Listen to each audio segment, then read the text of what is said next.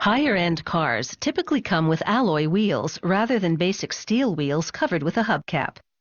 Called mag wheels because when they first came out, they were made of an alloy of magnesium, today's alloy wheels are made of an aluminum alloy, which is far more durable. Aluminum alloy wheels are not only more attractive than standard steel wheels, they're also a fraction of the weight, and therefore require less energy to rotate. This contributes to greater fuel efficiency, as well as better handling, acceleration, and braking.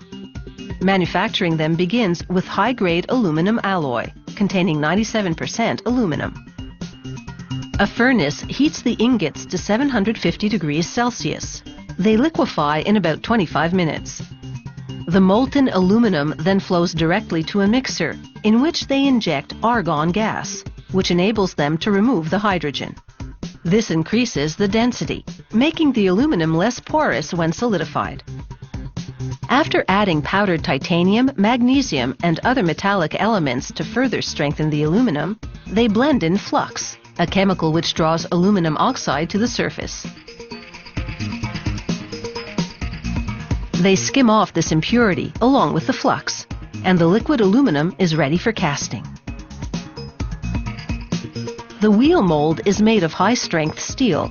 It's actually a set of 3 molds: the upper mold, which forms the inside face of the wheel, the 4-part side mold, which forms the wheel's edge, and the lower mold, which forms the outer face.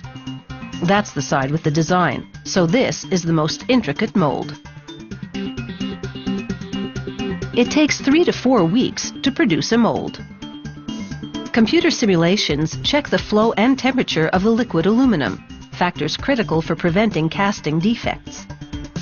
The casting machine is designed to fill the mold from the bottom by pressurized injection.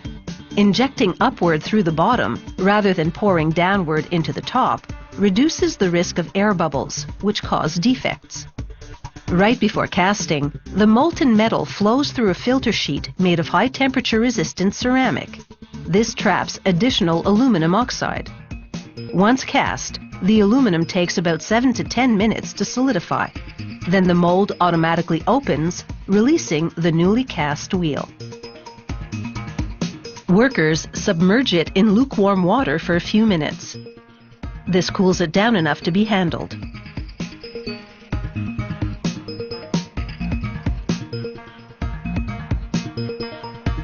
The wheel undergoes a complex heat treatment process that takes 12 hours from start to finish.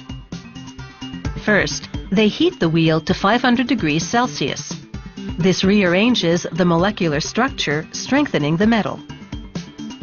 Next, what's known as quenching.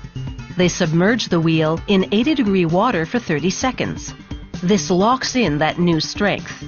Then they reheat the wheel, this time to 180 degrees for 9 hours, to further stabilize the metal. The wheel doesn't come out of the mold in perfect condition. The edges are rough due to some excess metal that has to be trimmed off. So they mount the wheel on a computer-guided lathe. It precision machines the sides, refining them to within 0.05 millimeters of the measurements specified in the technical drawings. As for the more intricate face of the wheel, a worker manually trims the edges with a blade.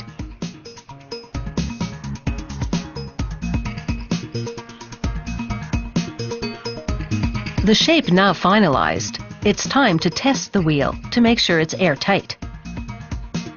While pumping air into the wheel, they submerge it in water. Should any air bubbles appear, it would mean there's a pinhole in the metal or some shrinkage, in which case the wheel would fail inspection. No air bubbles, the wheel proceeds to the automated painting line.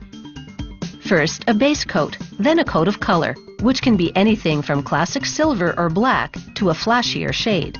Then a clear coat to protect the paint and prevent corrosion. From every 1,500 or so wheels, the factory randomly selects 2 or 3 to test for performance and wear. Workers install the decorative cap that covers the center hub. It typically bears the specific brand's logo. Then, a final cosmetic inspection to make sure these aluminum alloy wheels look as good as they perform.